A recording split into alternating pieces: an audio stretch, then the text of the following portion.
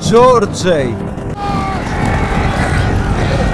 paliko milžinišką žymę, kaip ir Napoleonas Bonapartas. Kitiems Napoleonas buvo didvyris ir karo genijus. Kitiems jis buvo pavojingas lyderis, sukėlęs milijonų žmonių mirtį visoje Europoje. Tačiau yra vienas dalykas, dėl kurio jie sutarė. Napoleonas buvo labai įtakingas žmogus istorijoje. Bet kodėl? Vos per kelerius metus jis sugebėjo pakeisti Europos žemėlapį, nugalėti kai kurias stipriausias to meto armijas ir įkurti imperiją, kuri apėmė didžiulę žemyno dalį. Tačiau prieš tapdamas imperatoriumi, prieš tapdamas Prancūzijos galios simboliu ir prieš pradėdamas kelti baimę Europos karaliams, jis buvo tik berniukas, gimęs mažoje Viduržemio jūros saloje. Ir dar labiau stebina tai, kad jis net nebuvo gimęs prancūzų. Napoleonas gimė 1769 m. rugpjūčio 15 d. Korsikos saloje. Dabar ši sala priklauso Prancūzijai.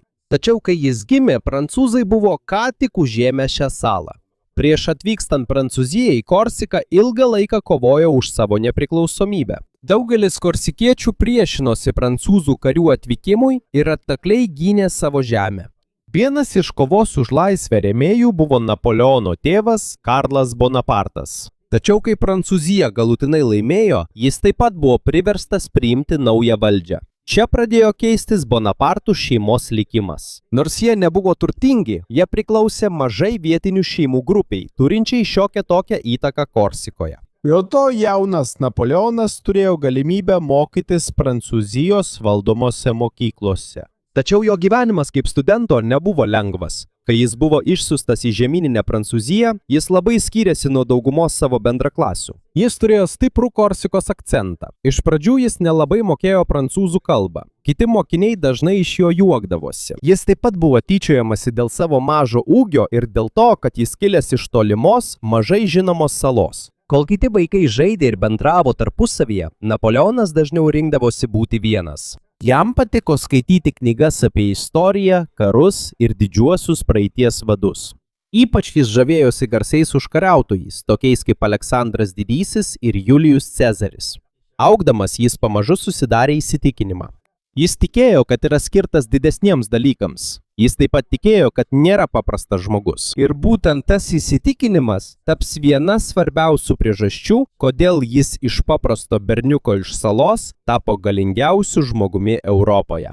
Tačiau prieš viskam įvykstant, Prancūzijoje kils didžiulė krizė. Krizė, kuri nuvers karalių ir sugriaus senąją sistemą. Ir atvers duris jaunam karininkui vardu Napoleonas Bonapartas iškilti. Šiame vaizdo įraše aptarsime Napoleono gyvenimą.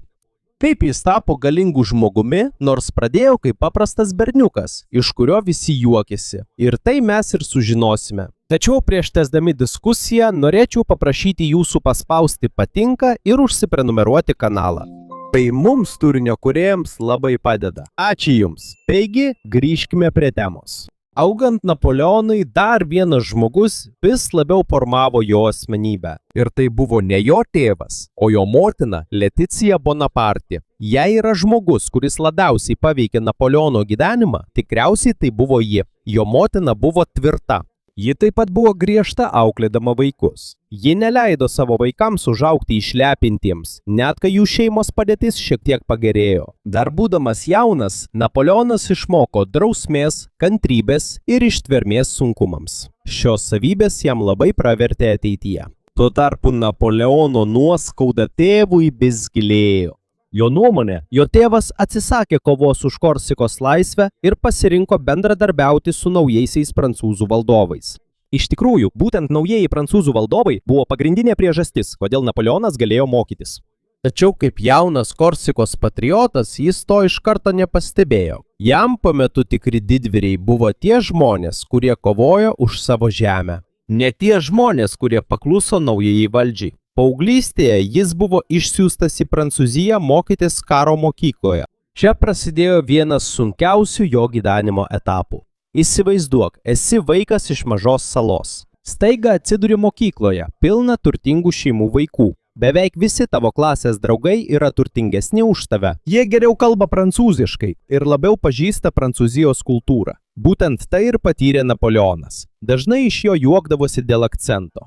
Kartais jis dar buvo pašiepiamas dėl savo kilmės. Jis taip pat nemokėjo gerai bendrauti su kitais mokiniais. Dėl to jis tapo dar tylesnis. Užuot žaidęs ar bendravęs, jis dažniau skaitydavo knygas. Jis mėgo studijuoti istoriją. Jis taip pat mėgo skaityti apie didžiuosius generolus ir garsius praeities karus. Pamažu jo galvoje pradėjo formuotis didelė svajonė. Jis nenorėjo likti tik paprastu kareiviu. Jis norėjo susikurti vardą. Jis norėjo tapti svarbiu žmogumi istorijoje. Sulaukęs paauglystės, jis visiškai įsitraukė į karinį rengimą. Čia jis išmoko naudotis artilerija arba dideliais patrankomis, kurios tuo metu buvo vienas svarbiausių ginklų.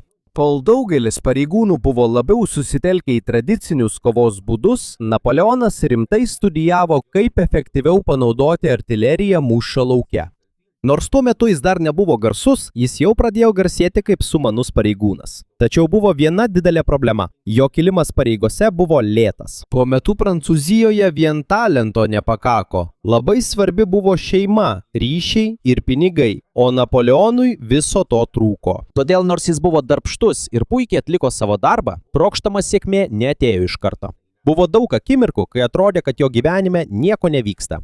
Jis tarsi stovėjo vietoje. Turėjo svajonių, turėjo gebėjimų, tačiau neturėjo didelės galimybės. Jis dar nežinojo, kad liko vos keli metai iki visiško Prancūzijos pasikeitimo, o kai tai įvyks, pasikeis ir jo gyvenimas. Kol Napoleonas laukė savo progos, Prancūzijoje krizė vis labiau gilėjo. Vyriausybės skola didėja, paprastų žmonių pyktis auga. Daugelis kenčia, o didikai ir turtingieji toliau gyvena prabangiai. Įvairiuose miestuose pradeda girdėtis raginimai pokyčiams, o 1789 m. Liepos 14-ąją žmonių pyktis sprogo. Tūkstančiai žmonių susirinko Paryžiuje. Jie šturmavo Bastiliją, tvirtovę ir kalėjimą tapusi karaliaus valdžios simboliu. Tas įvykis tapo vienu svarbiausių momentų Prancūzijos istorijoje, nes nuo tos dienos prasidėjo Prancūzijos revoliucija. Revoliucija, kuri ne tik nuvers senąją sistemą, bet ir atvers kelią jaunam pareigūnui iš Korsikos iškilti vis dėlto. Daugeliui žmonių Prancūzijos revoliucija reiškia karaliaus nuvertimą ir liaudies sukilimą. Tačiau Napoleonui tai turėjo kitokią prasmę. Tai buvo proga, kurios jis seniai laukė. Prieš prasidedant revoliucijai beveik viską valdė didikai. Svarbias pareigas kariuomenėje ir vyriausybėje užimdavo tik jie. Nesvarbu, koks esi gabus. Sunku pakilti aukščiau, jei neturi pinigų, garsios pavardės ar įtakingos šeimos. Būtent su šia problema susidūrė Napoleonas. Jis turėjo talentą, turėjo drausmės, bet jam trūko ryšių. Tai pradėjo byrėti sena Prancūzijos sistema, staiga atsivėrė duris, kurios anksčiau tokiems kaip jis buvo uždarytos. Kol Paryžiuje tvyrojo sumaištis, Napoleonas grįžo į Korsiką. Jis tikėjosi, kad galės susikurti vardą savo gimtosios salos politikoje. Tačiau viskas susiklostė kitaip. Užuot priėmę jį kaip naują lyderį, daugelis įtakingų žmonių Korsikoje vis dar juo nepasitikėjo. Konfliktai tarp skirtingų salos grupių dar labiau paaštrėjo. Galiausiai Napoleonas atsidūrė netinkamoje konflikto pusėje. Jam ir visai jo šeimai tapo pavojinga ten pasilikti. Jie buvo priversti evakuotis ir pabėgti į Prancūziją 1793 metais. Tai buvo svarbus įvykis Napoleono gyvenime. Po to jis pamažu atsisakė savo ankstesnės tapatybės kaip Korsikos nacionalistas. Dabar jis labiau susitelkė į savo ateitį Prancūzijoje ir būtent ten prasidės jo tikrasis iškilimas. Atvykęs į Prancūziją, šalis vis dar buvo chaoso apimta. Įvairiose vietose kilo maištai. Buvo priešų šalies viduje, taip pat buvo priešų ir už šalies ribų. Viena iš didžiausių problemų tuo metu buvo Tulono miestas pietų Prancūzijoje. Tulonas buvo svarbus, nes tai buvo didelis Prancūzijos karinio jūrų laivyno uostas. Jei šis miestas būtų prarastas, tai būtų didelė grėsmė šalies saugumui. Tuo metu kai kurie miesto gyventojai sukilo ir juos parėmė Didžiosios Britanijos karališkasis laivynas. Dėl to situacija tapo dar sudėtingesnė.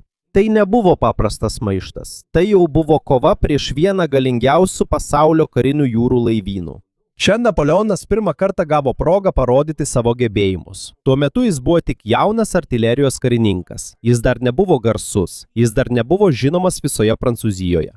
Tačiau jis greitai pastebėjo vieną svarbią priešininko silpnybę. Užuot tiesiogiai puolęs visą miestą, jis pasiūlė užimti strateginės pozicijas, iš kurių būtų galima apšaudyti britų laivus. Planas buvo paprastas.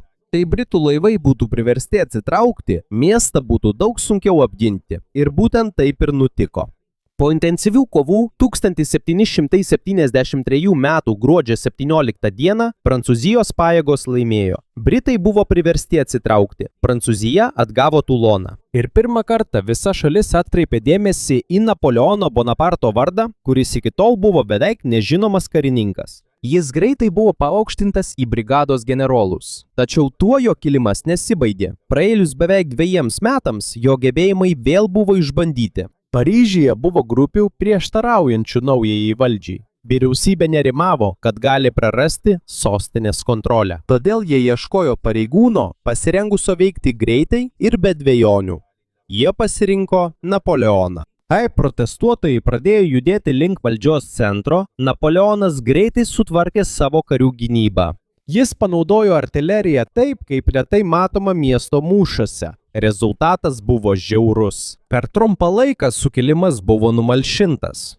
Vyriausybė atgavo kontrolę Paryžiuje. Daugelis gyrė, bet ir kritikavo jo griežtą jėgos panaudojimą. Tačiau vyriausybės vadovams jis įrodė, kad gali padaryti tai, ko vengė kiti generolai. Todėl kaip atlygį jis vėl buvo paaukštintas į aukštesnės pareigas.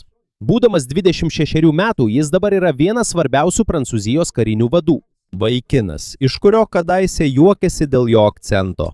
Studentas be ryšių ir be turto. Pareigūnas, kurio beveik niekas nepastebėjo. Dabar jis yra kylanti naujos respublikos žvaigždė, o Europa dar nežino, kad tai tik pradžia. Per artimiausius metus vardas Napoleonas Bonapartas taps sėkmės, baimės ir galios simboliu beveik visame žemyne. Šioje istorijos vietoje Napoleonas jau ne tik žinomas kaip puikus pareigūnas, jis pamažu tampa svarbiausių Prancūzijos generolų. Tačiau norint suprasti, kodėl jis tapo toks garsus, turime pažvelgti į Europos padėtį tuo metu. Po Prancūzijos revoliucijos daugelis Europos karalių ir monarchijų išsigando. Jie matė, kaip buvo nuverstas Prancūzijos karalius. Jie taip pat matė, kaip baigėsi senosios aristokratijos valdžia. Dėl to jie nerimavo, kad tokios pačios idėjos gali išplisti ir jų šalyse. Todėl kai kurios karalystės pradėjo jungtis prieš Prancūziją. Viena didžiausių priešininkių tuo metu buvo Austrija. Ir čia pasirodo Napoleonas. 1796 metais jam buvo patikėta vadovauti Prancūzijos armijai Italijoje. Iš pirmo žvilgsnio tai neatrodė kaip gera užduotis. Daugeliui karių trūko maisto, trūko įrangos, taip pat buvo žema kariuomenės moralė. Daugelis buvo pavargę nuo nuolatinių karų. Tačiau Napoleonas pasielgė kitaip. Užuot kaltinęs savo karius, jis įtikino juos, kad jie gali laimėti. Jis visada buvo priekyje. Kariai jį matydavo per patikras, žygius ir netoli paties mūšio lauko. Dėl to jie greitai įgijo pasitikėjimą savo naujuoju vadu. Tačiau jis pasikliovė ne tik žodžiais. Jis taip pat buvo puikus strategas.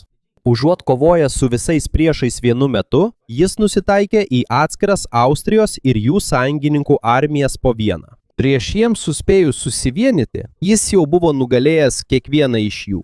Tai buvo viena iš taktikų, kurias jis kartos dar daugelį metų. Greitas judėjimas, staigus puolimas ir smūgis į silpniausią priešo vietą. Po to sekė Prancūzijos pergalė Šiaurės Italijoje. Kariai, kurie anksčiau buvo alkani ir demoralizuoti, tapo viena iš efektyviausių armijų Europoje. Tuo pačiu metu augo ir Napoleono reputacija. Jis buvo žinomas ne tik Prancūzijoje, apie jį kalbėjo ir kitose šalyse. Prancūzams jis buvo didvyris, Prancūzijos priešams auganti grėsmė. Plečiantis jo įtakai Europoje, jis nusprendė pradėti dar vieną didelę kampaniją. Šį kartą ne Italijoje, o Egipte. Dažnai žmonės mano, kad jis tiesiog norėjo užkariauti Egiptą, tačiau už to slypėjo kur kas didesnė priežastis. Tuo metu Didžioji Britanija buvo galingiausia prekybos ir karinio jūrų laivyno šalis. Viena svarbiausių jų prekybos kelių ėjo per Viduržemio jūrą ir vedė į rytus. Napoleonas tikėjo, kad jei jis galėtų kontroliuoti Egiptą, tai būtų jo proga susilpninti Didžiosios Britanijos įtaką. Ten jis pasiekė tam tikrų pergalių sausumoje, tačiau jūroje viskas buvo kitaip. Didžioji dalis Prancūzijos laivyno buvo sunaikinta po mūšio prie Nilo prieš Didžiosios Britanijos admirolo Horatio Nelsono laivyną. Dėl to Prancūzijai tapo sunku išlaikyti savo kontrolę regione. Galiausiai visa Egipto kampanija nebuvo tokia sėkminga, kaip jis tikėjosi. Tačiau Napoleonas buvo išskirtinis. Nors operacija nebuvo visiškai sėkminga, jo populiarumas Prancūzijoje vis tiek išliko. Grįžęs į Paryžių 1799 metais, jis buvo sutiktas kaip nacionalinis didvyris. Ir būtent tuo metu šalis vėl išgyveno krizę. Ekonomika buvo silpna, vyriausybė turėjo daug problemų, buvo grėsmių iš kitų šalių, o daugelis piliečių prarado pasitikėjimą lyderiais, kurie valdė po revoliucijos. Paprasčiau tariant, Prancūzija ieškojo stipraus lyderio ir daugelis žmonių atsakymą matė Napoleone. Lapkričio 17-ąją 1779 metais įvyko politinis perversmas, kuris dabar žinomas kaip 18-ojo Briumero perversmas.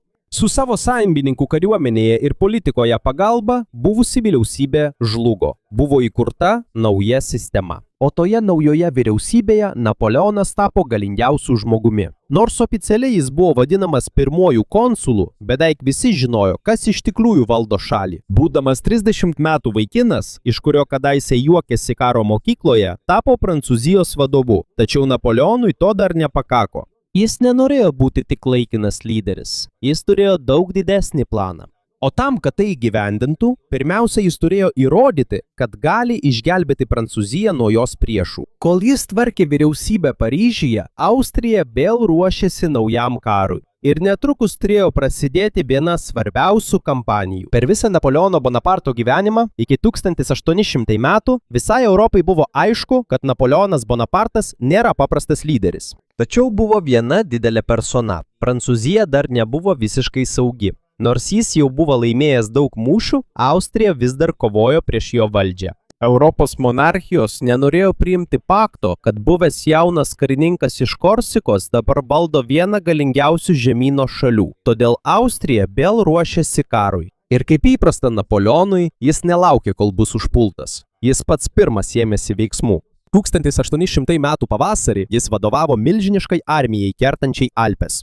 Dabar Alpes lengva pamatyti žemėlapyje. Tačiau tuo metu tai buvo vienas sunkiausiai įveikiamų kalnynų Europoje.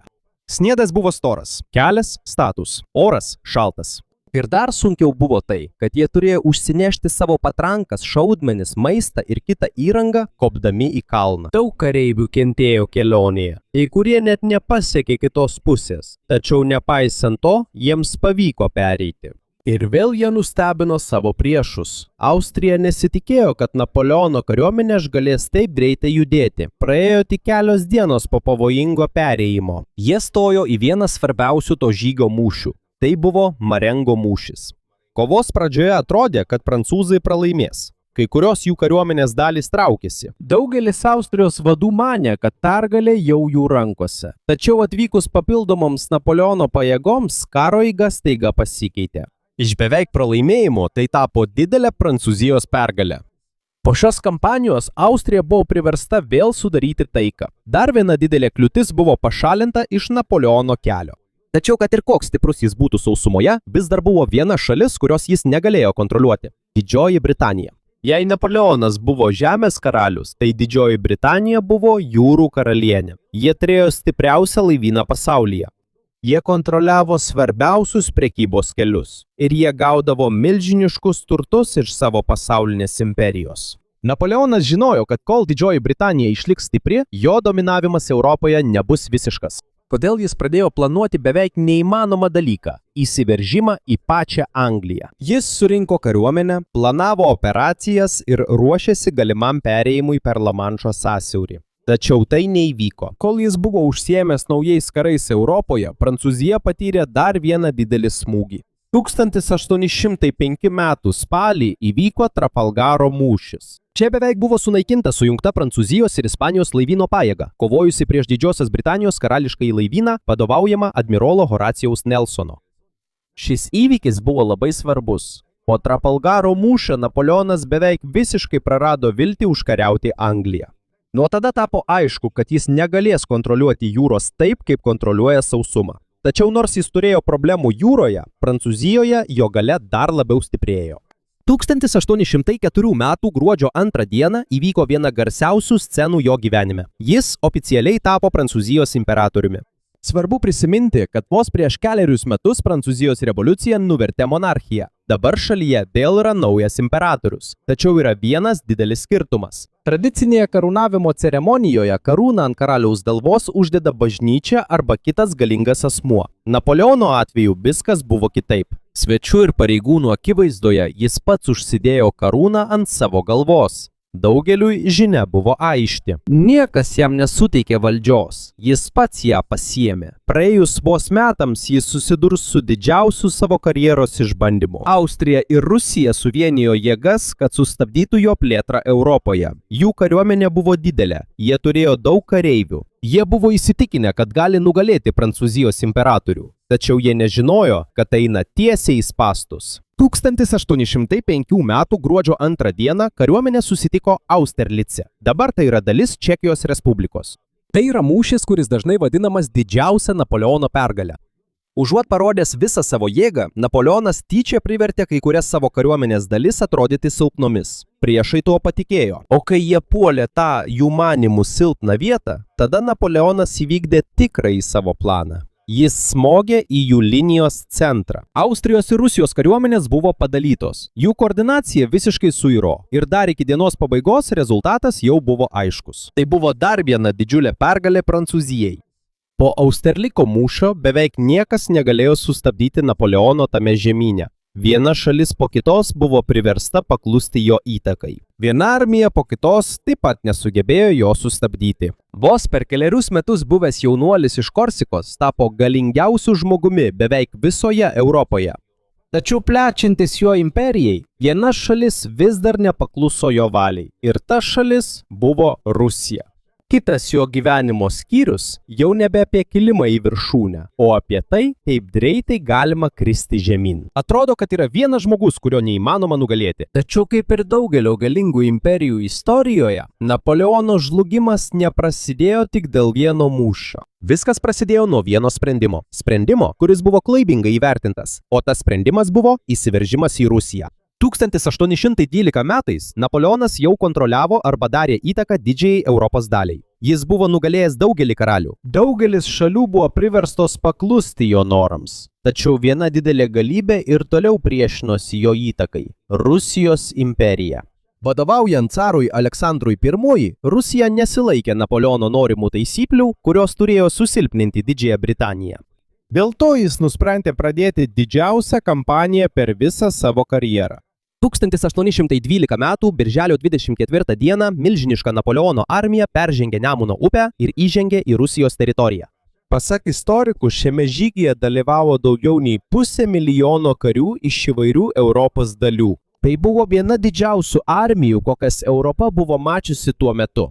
Iš pradžių Napoleonas tikėjosi didelio mūšio ir greitai priversti Rusiją pasiduoti. Tačiau rusų planas buvo kitoks. Užuot iš karto susidūrę su prancūzais, jie nuolat traukėsi giliau į savo teritoriją. Atsitraukdami jie naikino maisto atsargas, sandėlius, tiltus ir kitus dalykus, kuriuos priešas galėtų panaudoti. Tai vadinama išdegintos žemės strategija. Tikslas paprastas. Kai Napoleonas kariuomenė negalės gauti maisto ir atsargų, ji palaipsniui silps, kuo giliau eis į Rusiją. Ir būtent tai ir įvyko. Kuo ilgesnis jų maršrutas, tuo sunkiau jiems gabenti maistą ir įrangą. Daugėja sergančiųjų, daugėja mirusiųjų. Didysis mūšis prie Borodino įvyko rugsėjo 7, tačiau jis nesuteikė aiškios pergalės, kurios tikėjosi Napoleonas. Tai buvo vienas kruviniausių mūšių per visus Napoleono karus. Tūkstančiai karių iš abiejų pusių žuvo vos per vieną dieną. Po kelių dienų Napoleono kariuomenė pasiekė Maskvą, tačiau iškilo dar viena problema. Mieste beveik nebuvo žmonių.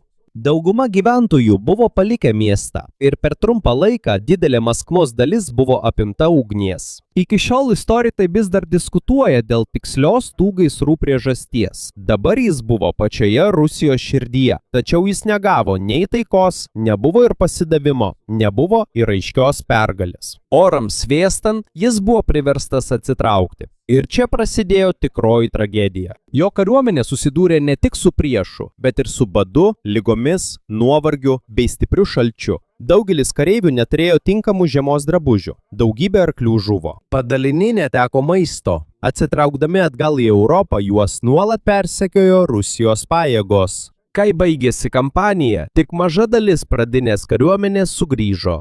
Anksčiau atrodęs nenugalimas imperatorius patyrė didžiausią pralaimėjimą savo gyvenime ir visa Europa tai iškart pajuto.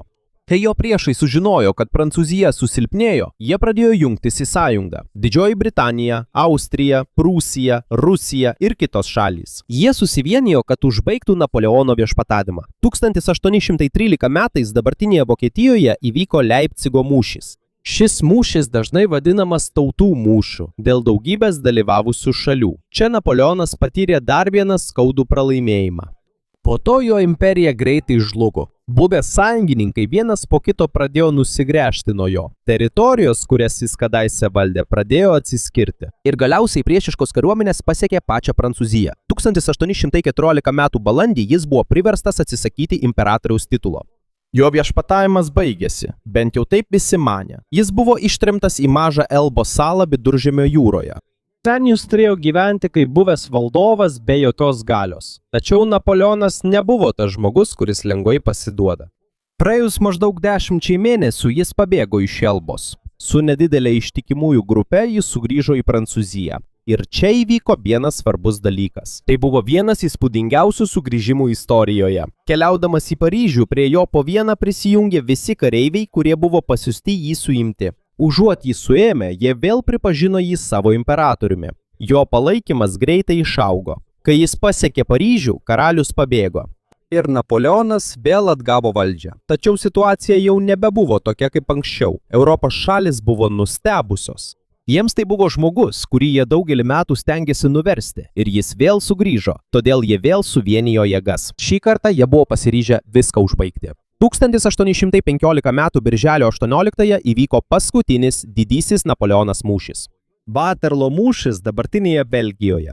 Iš pradžių atrodė, kad jis dar gali laimėti, tačiau kilo tam tikrų problemų dėl koordinacijos ir jo puolimų laiko. Mūšį tęsiantis atvyko papildomos Prūsijos pajėgos, kad padėtų Velingtono hercogo kariuomeniai. Situacija pamažu apsivertė. Ir galiausiai Prancūzijos kariuomenė buvo nugalėta. Waterloo tapo jo sugrįžimo pabaiga. Po to jis vėl atsistatydino iš imperatoriaus pareigų.